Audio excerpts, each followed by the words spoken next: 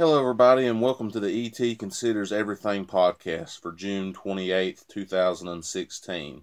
Before we get going with the headlines this morning, I would like to recognize two of the greatest coaches in their respective sports.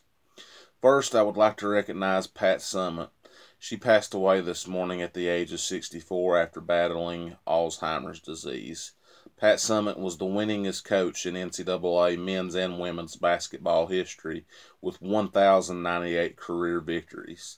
She led the University of Tennessee in 39 seasons before becoming head coach emeritus after the 2011 season when she was diagnosed with early onset Alzheimer's disease. Pat will be missed by so many, and she was a great force in not only men's college basketball, women's college basketball, but the entirety of college basketball as a whole. And we need to be very thankful that we had her. Her players and her fans loved her dearly, and she will be missed by everybody.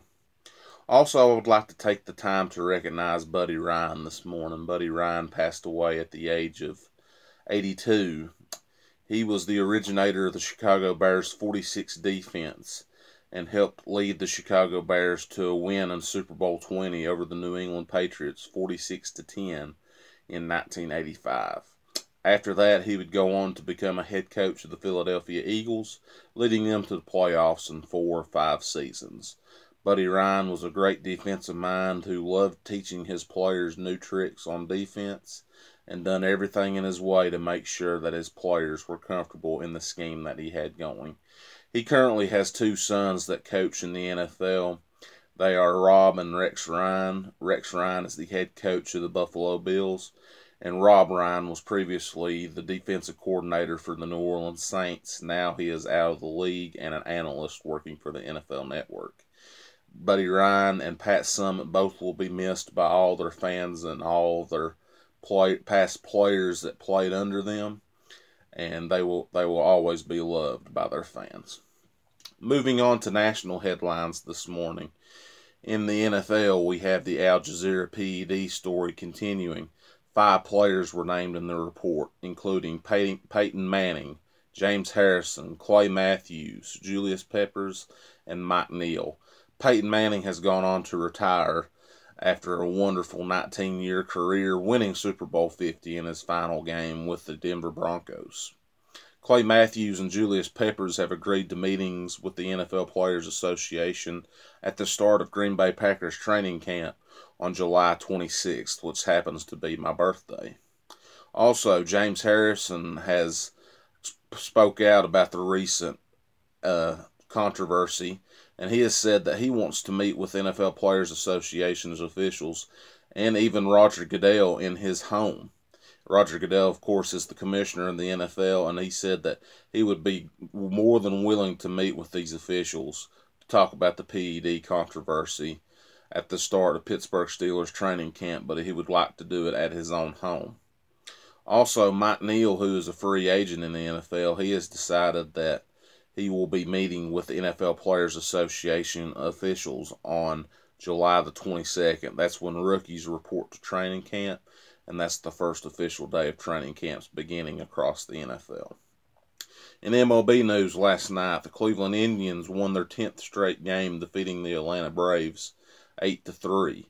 They have won 10 in a row and now take control of the AL Central Division, leading that division by 5 games over the Kansas City Royals and 8 games over the Chicago White Sox. Chris Bryant became the first player in Major League Baseball history to go 5 for 5 in a game with 3 home runs and 2 doubles. He done that for the Chicago Cubs last night in 11-8 victory over the Cincinnati Reds. A great performance by Chris Bryant, and he will always be remembered as the first player to go 5 for 5 and have 3 home runs and 2 doubles in a game. Moving on, in NBA news, free agency continues. Kevin Durant has decided that he will not be meeting with his hometown team in Washington, D.C., the Washington Wizards. His list includes the New York Knicks, the Oklahoma City Thunder, the Golden State Warriors, the San Antonio Spurs, the Miami Heat, and the LA Clippers. Those are the 6 teams that he has named on his report, and he would prefer to be on that list. He doesn't know where he wants to go yet, but all eyes are leading towards a return to Oklahoma City for one more season. As I said yesterday, next season he might be looking for a situation where he could team up with two great All-Stars and move on to try and win an NBA championship with a bigger franchise such as like the LA Lakers or the New York Knicks or somebody like that.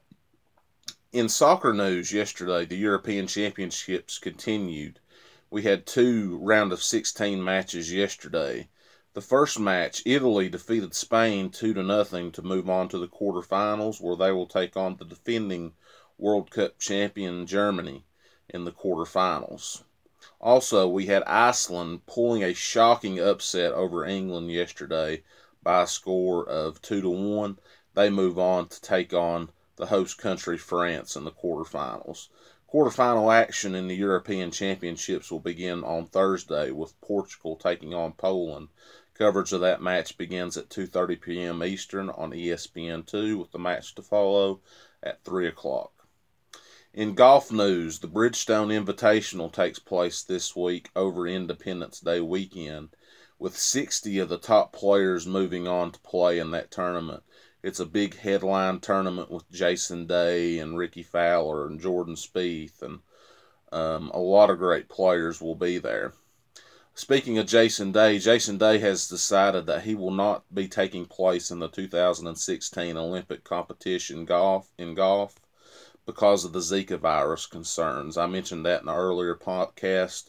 Many athletes have decided to pull out due to the Zika virus concerns, and really it's a shame. Jason Day is the #1 player in the world, and many of the fans would have loved to see him play in the Olympic golf competition, but for his own health and safety, it's the right decision at this time. In tennis news, Wimbledon got underway yesterday, and several of the top stars were in action. Novak Djokovic won his first-round match in 3 sets. Roger Federer done the same, won his first-round match in 3 sets. Kai Nishikori won his first-round match as well. Those are 3 of the top 5 seeds on the men's draw. And in the women's draw, we had #8 seed Venus Williams advancing to the second round in a hard-fought match. And we had Madison Keys move on to the second round as well. So the Wimbledon Championships are underway.